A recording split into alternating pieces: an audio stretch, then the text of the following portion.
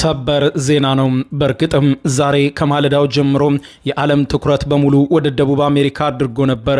የዓለም መሪዎች በቴሌቪዥን ስክሪኖቻቸው ከመላው ዓለም ሆነው የተመለከቱት ያልተጠበቀው ጦርነት ተነስቶ በሁለት ሰዓታት ብቻ ተደመደመ።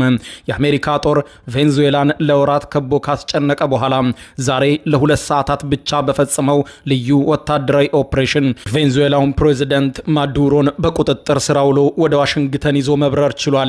ይህ በርካታ መሪዎችን ያስደነገጠ ነው። አንዳንድ የሀያላን ሀገራት መሪዎች መግለጫ አውጥተው በቅጡ ሳይጨርሱ ነበር የአሜሪካ ልዩ ወታደራዊ ኃይል ዴልታን ፎርስ በሚስጥር ምሽቱን ገብቶ ማለዳውን ማዱሮን ይዟቸው ወደ አሜሪካ የበረረው። ከደቂቃዎች በፊት ሲቢኤስ ኒውስ እንደዘገበው ለዓለም ይፋ ባደረገው ዜና በፔንታጎን በተረጋገጠው መረጃ መሰረት ኒኮላ ማዱሮ በአሜሪካ እጅግ ሚስጥራዊና ብቃት ያለው የልዩ ክፍል ኃይል በሚባለው በዴልታን ፎርስ ዋና መዲና ካራካስ በቁጥጥር ስር ውለው ተወስደዋል ተብሏል።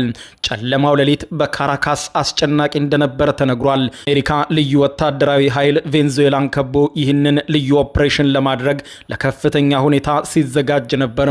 ላለፉት ወራት ሲሰራ የነበረው ከፍተኛ ትኩረት በልዩ ሚስጥር በዛሬው ዕለት ሌሊት ፕሬዚደንት ዶናልድ ጄ ትራምፕ በሰጡት ቀጥተኛ መመሪያ ተፈጽሟል። ትራምፕ ይህንን ታሪካዊ ክስተትን ያሉት ጀግኖቻችን የፈጸሙት ልዩ ወታደራዊ ኦፕሬሽን አሜሪካን የትም ብትገባ ማንም ብትሆን እንደማታመልጣት ማሳያ ነው ሲሉ በኩራት ተቆናጣው ተናግረዋል። የአሜሪካ የዴልታን ፎርስ ኮማንዶዎች ትናንትና ሌሊቱን ነበር በከፍተኛ ሚስጥር ወደ ቬንዙዌላ ሰርገው የገቡት። ማዱሮ የፕሬዝደንቱን ቤተ መንግስት ለቀው በከተማዋ ዳርቻ በሚገኝ ፎርቴ ቲዮና እየተባለ በሚጠራ ልዩ ወታደራዊ ምሽግ ውስጥ በሚገኝ ሚስጥራዊ ባንከር ውስጥ ተደብቀው ጦርነቱን ሲጠባበቁ ቆይተዋል። ምንጮች እንደሚሉት ከሆነ የአሜሪካ ልዩ ኮማንዶዎች ባንከሩን ሊሰብሩ ሌሊቱን መሞከራቸው ተነግሯል። የማዱሮ የግል ጠባቂዎች ተኩስ ለመክፈት ሞክረው የነበረ ቢሆንም ሆኖም ግን የአሜሪካ ወታደሮች በወሰዱት ፈጣን የኤሌክትሮኒክስና የጨረር መሳሪያዎች ጠባቂዎቹን በከፍተኛ ሁኔታ ተከላክለዋል። ማዱሮን ያለምንም ጉዳት በህይወት መያዝ ችለዋል የተባለው አሁን በወጡ መረጃዎች መሰረት ማዱሮ በተያዙበት ወቅት ለብሰውት የነበረውን ወታደራዊ ዩኒፎርም ሳይሆን የትራክሱት መሆኑ ተረጋግጧል። እጃቸው ወደ ኋላ ታስሮ ወደ አሜሪካ አውሮፕላን ሲገቡ የሚያሳየው የመጀመሪያው ፎቶ በፔንታጎን በቅርብ ሰዓታት ውስጥ እንደሚለቀቅም ተነግሯል። ወደ ዋሽንግተን ዲሲ ስንመለስ በዋይት ሃውስ ያለው ድባብ እጅግ የድል መንፈስ ታይቶበታል። ፕሬዚደንት ዶናልድ ጄ ትራምፕ በደስታ ተቆናጠው ከደቂቃዎች በፊት ከማዕከላዊ ቤተ መንግስታቸው ቢሮ በኦቫል ኦፊስ ሆነው ለጋዜጠኞች እንዲህ አሉ። ዛሬ አሜሪካ ቃሏን ጠብቃለች። አምባገነኑን ማዱሮ በቁጥጥር ስር አውለነዋል። አሁን በአሜሪካ ፍትህ ቁጥጥር ስር ነው።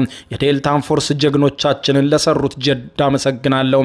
አምባገነኑ ሲፎክር ነበር፣ ብዙ ሲያስፈራራም ቆይቶ ነበር። አሁን ግን አሜሪካ በሁለት ሰዓታት ኦፕሬሽን በቁጥጥር ስር ዋለችው።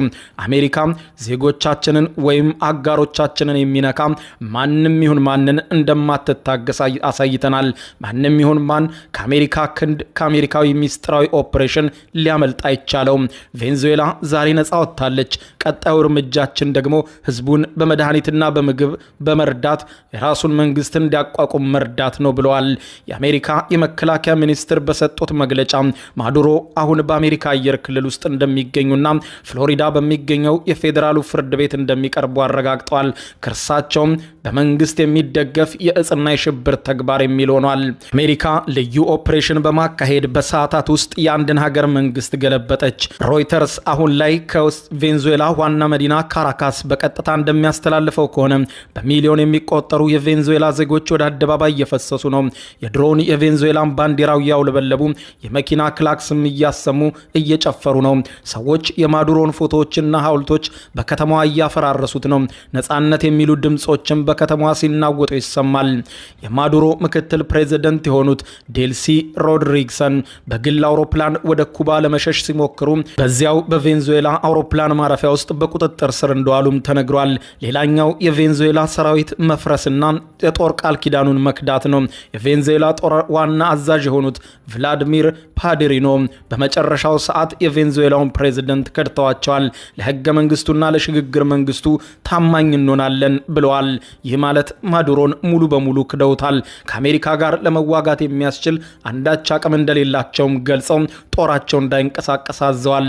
የተቃዋሚ ፓርቲ መሪዋ የሆኑት ማሪያ ኮሪና ማቻዶ የሽግግር መንግስቱን ለመረከብና አዲስ መንግስት ለማዋቀር በሰዓታት ውስጥ ቃለ መሐላ ይፈጽማሉ ተብሎ እየተጠበቀ ነው። የዓለም ሀያላን መንግስታት አሜሪካ በአካባቢዋ ላይ ያካሄደችውን ይህንን መሳይ ልዩ ኦፕሬሽን በተመለከተ ድንጋጤም አስገራሚም ሆኖባቸዋል። የአሜሪካ አየር ኃይሎች በዚያው በአቅራቢያው ላይ ከነበረ የአሜሪካ የጦር መርከብ ላይ የተነሱ በካራካስ በቬንዙዌላ ዋና መዲና ላይ በወታደራዊ ካምፖች ላይ የአየር ድብደባ ካደረጉ በኋላ ነው ማዱሮ መያዛቸው ሲሰማ፣ በእርግጥም ከሞስኮ እስከ ቤጂንግ ከፍተኛ ድንጋጤ መንገሱ ተነግሯል። ሩሲያና ቻይና አስቸኳይ መግለጫዎች በተከታታይ ተነግረዋል። የክሬምሊኑ ቃል አቀባይ ዲሚትሪ ፔስኮቭ ከሩሲያ ሆነው በሰጡት መግለጫ ለአርቲ ቴሌቪዥን ድርጊቱ የወንበዴዎች ስራ ብለውታል። አንድን ሉዓላዊ ሀገር መሪ ማፈን ዓለም አቀፍ ሕግን መጣስ ነው። አሜሪካ የከፈተችው የፓንዶራ ሳጥን ዋጋ ያስከፍላታል። ሩሲያ በቬንዙዌላ ያላትን በቢሊዮን የሚቆጠር ብድርና የነዳጅ ኢንቨስትመንት አደጋ ላይ እንዳይወድቅ ትታደጋለች በማለት ገልጸዋል። በሌላ በኩል ቻይና የተለመደውን የዲፕሎማሲ ቋንቋ በመጠቀም የቬንዙዌላ ህዝብ እድሉን በራሱ የመወሰን መብት አለው፣ የውጭ ጣልቃ ገብነትን እንቃወማለን ብላለች። ይህ ዜና ለዓለም ኢኮኖሚ እፎይታን ሰጥቷል ይላል። ቬንዙዌላ በዓለም ትልቁ የነዳጅ ክምችትን የያዘች ሀገር እንደመሆኗ የማዱሮን መወገድና ማዕቀብ መነሳት የነዳጅ ምርትን ይጨምራል የሚል ተስፋ፣ የድፍድፍ ነዳጅ ዋጋም በበርሜል ከዚህ ቀደም ጦርነቱ ሲቀሰቀስ ከ2 ሰዓት በፊት 15 በመቶ ጨምሮ የነበረ ሲሆን አሁን 10 በመቶ ጨምሮ ታይቷል። ኢራንና ሶማሌላንድ ቬንዙዌላን ስንመለከት ይህ ክስተት ለብቻው ማየት የማይቻል ሆኗል። ባለፉት 48 ሰዓታት ውስጥ በዓለም ላይ የሆነ ያለውን ስናስተውል አንድ የተቀነባበረ የአሜሪካ ስትራቴጂ እናያለን ይላሉ የዜና ገጾች። ህዝባዊ አመፅና ቁጣ እንዲሁ በኢራን መቀጣጠሉ ይታወቃል። አሜሪካና እስራኤል ደግሞ የኢራንን ህዝባዊ አመፅ እየደገፉ ነው። ምናልባት ይህ ጉዳይ በኢራን ሊደገም ይችላል የሚል ከፍተኛ ስጋትም አጭሯል። ሌላኛው ሁለተኛው ትኩረት ሶማሌላንድ ናት።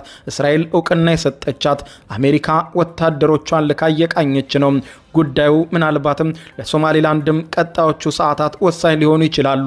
ለሶማሌላንድ መንግስት አሜሪካ እውቅና ለመስጠት ትሞክር ይሆናል። ሌላኛው ቬንዙዌላ ማዱሮ ተይዟል። ማዱሮ መያዛቸውን ተከትሎ አዲስ መንግስት ሊዋቀር ነው። ይህ ሁሉ ክስተት የሚያሳየው አዳዲስ ክስተቶች በዓለማችን እየተስተናገዱ ነው። የትራምፕ አስተዳደር ሾክ ኤንድ አዎ ፍርሃትና ድንጋጤ የሚባለውን ስትራቴጂ እየተጠቀመ ነው። ዓላማው አሜሪካን ጠላቶች ወይም አንቲ አሜሪካን አክሲስ በአንድ ጊዜ መምታትና ማዳከም የሚል ነው። ኢራንና ሩሲያ በየራሳቸው ችግር ሲጠመዱ አሜሪካን በላቲን አሜሪካ በአፍሪካ ቀንድም የፈለገችውን እያደረገች ትገኛለች። በቀጣዮቹ ጊዜያት ምን ሊሆን ይችላሉ የሚለው ቬንዙዌላ አዲስ ምዕራፍ ትጀምራለች። አዲሱ ምዕራፍ ለቬንዙዌላ ወይ መልካም ወይ መጥፎ ሊሆን ይችላል። እሱ ተቆይቶ የሚታይ ነው። የፍርድ ሂደቱ ሲታይ ማዱሮ በጥቂት ሰዓታት ውስጥ ዛሬ ረፋዱን በአሜሪካ በፍሎሪዳ ፍርድ ቤት እንደሚቀርቡ ይጠበቃል። ይህ ችሎት በዓለም አቀፍ ሚዲያዎች በቀጥታ እንደሚተላለፍም ተነግሯል። አሜሪካ ማዕቀቦችን ከቬንዙዌላ ላይ እንደምታነሳና አስቸኳይ የምግብ እርዳታ እንደምትልክ ቃል ገብታለች። ለአዲሱ መንግስትም ድጋፍ እንደምታደርግም ተገልጿል። በቬንዙዌላ ለ10 ዓመታት የቆየውን የማዱሮን መንግስት የምትቀበለውና በቀጣይ የቬንዙዌላ የሽግግር መንግስት በመሆን የምትሰየመው ማሪያ ኮሪና ማቻዶ ናት። የ2025ቱ የኖቤል የሰላም ሽልማት አሸናፊ በአሜሪካ ፖለቲከኞች ዘንድ በተለይ በሪፐብሊካኑ ዘንድ ከፍተኛ ድጋፍ ያላት ሲሆን የ2025ቱን የኖቤል የሰላም ሽልማት ስታሸንፍ የሰላም ሽልማቱ ለኔ ሳይሆን ለትራምፕ ነው የሚገባው